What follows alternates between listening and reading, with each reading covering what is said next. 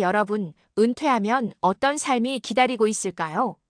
이제는 푹 쉬자, 여행도 다니고 취미도 즐기자 하는 분들 많으실 겁니다. 하지만 현실은 꼭 그렇지만은 않습니다. 100세 시대를 맞이한 지금 은퇴의 의미가 완전히 달라졌거든요. 오늘은 은퇴 후에도 일을 계속해야 하는 이유를 깊이 이야기 나눠보겠습니다. 함께 해주실 분은 노년학과 건강경제학을 연구하시는 이정호 교수님입니다. 네, 반갑습니다. 은퇴라는 건 단순한 쉼표가 아니라 어떻게 준비하고 살아가느냐에 따라 행복과 건강이 크게 달라집니다. 특히 최근 OECD 자료를 보면 우리나라 실질 은퇴 나이가 남성 72.9세, 여성 70.6세로 50대 초반 주된 직장을 그만둔 후에도 20년 가까이 더 일해야 한다는 뜻입니다. 교수님, 먼저 경제적인 부분부터 얘기해 볼까요? 2024년 조사에 따르면 중장년 직장인의 평균 퇴직 연령이 51.1세입니다. 법정 정년 60세에도 한참 못 미치죠. 그런데 기대 수명은 83세, 건강하게 사시는 분들은 100세까지도 사십니다.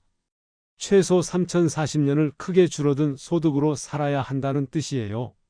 국민연금이 있긴 하지만 현실은 녹록지 않습니다. 월 100만 원도 못 받는 분들이 절반 이상이고 2025년 현재 1인 가구 기준 최저 생계비가 월 150만 원 정도인데 연금만으로는 턱없이 부족하죠.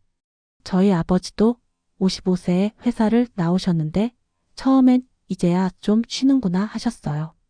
1년 지나니까 연금만으로 생활비가 빠듯해졌죠.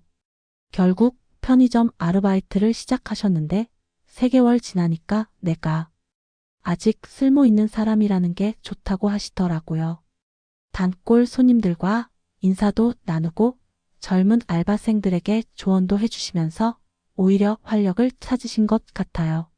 이 사례에서 중요한 포인트가 두 가지 있습니다. 경제적 필요성과 사회적 역할의 회복입니다. 많은 분들이 은퇴 후 나는 이제 쓸모없는 존재라고 느끼시는데 작은 일이라도 사회에 기여한다는 느낌이 정신 건강에 큰 도움이 됩니다. 일하는 게 정신 건강에도 좋다는 이야기를 들었어요. 네, 이 부분이 정말 중요합니다. 은퇴 후 우울증 발병률이 급격히 증가하는데 주된 이유가 바로 사회적 고립입니다.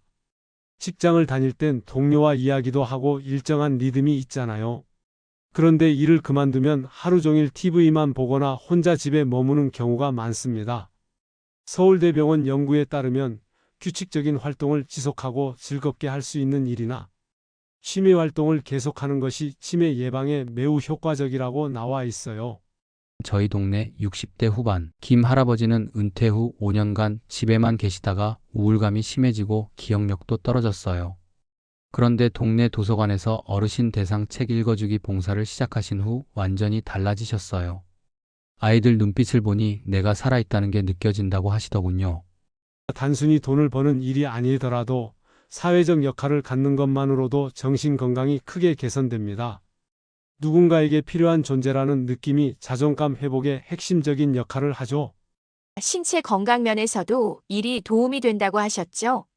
그렇습니다. 일을 하면 기본적으로 규칙적인 생활을 하게 됩니다. 미국 하버드대 2023년 연구에 따르면 은퇴 후에도 꾸준히 일한 사람들이 완전히 그만둔 사람보다 평균 수명이 5년 이상 길었습니다. 규칙적인 수면 패턴, 자연스러운 신체 활동, 적절한 업무 스트레스가 건강을 유지해주는 거죠. 제 지인은 은퇴 후 택배 분류 일을 시작했는데 3개월 후 건강검진에서 놀라운 결과가 나왔어요. 혈당이 정상 범위로 떨어지고 무릎 통증도 사라졌어요. 오히려 관절이 덜 아프다고 하세요. 예전엔 하루 종일 앉아만 계셨는데 지금은 몸을 꾸준히 쓰니까 체력도 좋아지고 체중도 오케이 빠졌어요. 전형적인 활동적 노화의 사례입니다. 나이가 들수록 근육량이 감소하고 신진대사가 느려지는데 규칙적인 활동이 이를 상당 부분 상쇄시켜줍니다. 정체성과 자존감 문제도 중요한 것 같아요.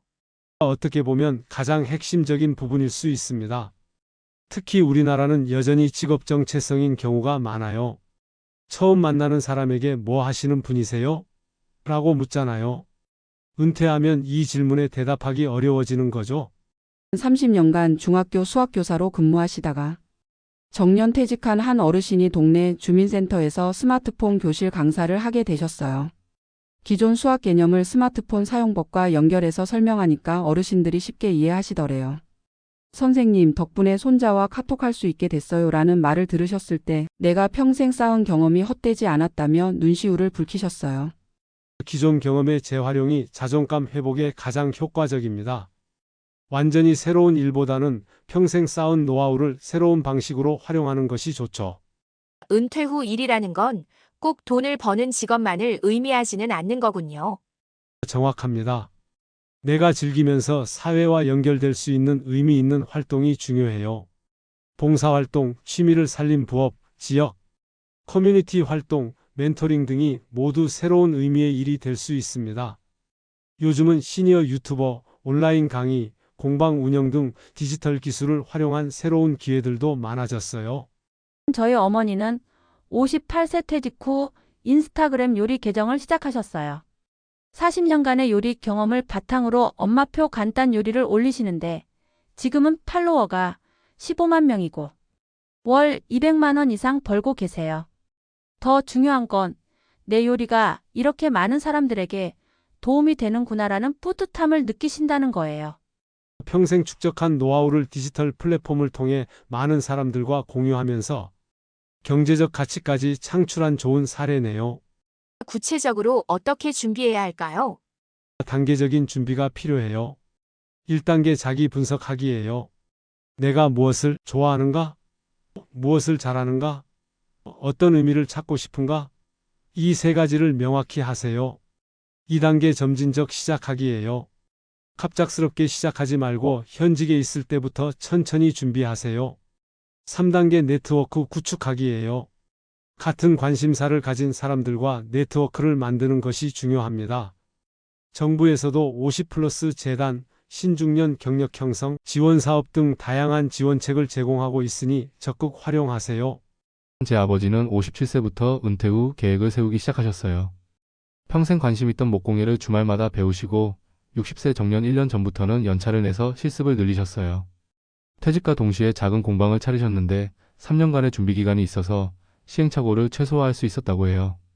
오늘 교수님 말씀을 들으면서 은퇴 후에도 일을 계속해야 하는 이유가 단순히 돈 때문만은 아니라는 걸 알게 됐습니다. 경제적 안정, 정신 건강, 신체 건강, 자존감, 결국 우리 삶 전체를 지켜주는 힘이 바로 일이네요. 그렇습니다. 은퇴는 끝이 아니라 새로운 시작입니다. 100세 시대의 60세는 인생의 중반전일 뿐이에요. 일의 개념을 새롭게 정의하고 평생학습의 자세를 갖되 무엇보다 건강을 기본으로 해서 자신에게 맞는 의미 있는 활동을 찾아가시기 바랍니다. 늦었다고 생각할 때가 가장 빠른 때입니다. 작은 것부터 시작하세요. 완벽할 필요도 거창할 필요도 없어요. 중요한 건 사회와 연결되어 있다는 느낌을 잃지 않는 것입니다. 여러분, 혹시 지금 이제 다 그만해야지라고 생각하셨다면 조금만 다시 생각해 보시면 어떨까요? 내가 할 수 있는 작은 일이라도 꾸준히 이어간다면 은퇴 후의 삶은 훨씬 빛나고 풍요로워질 겁니다.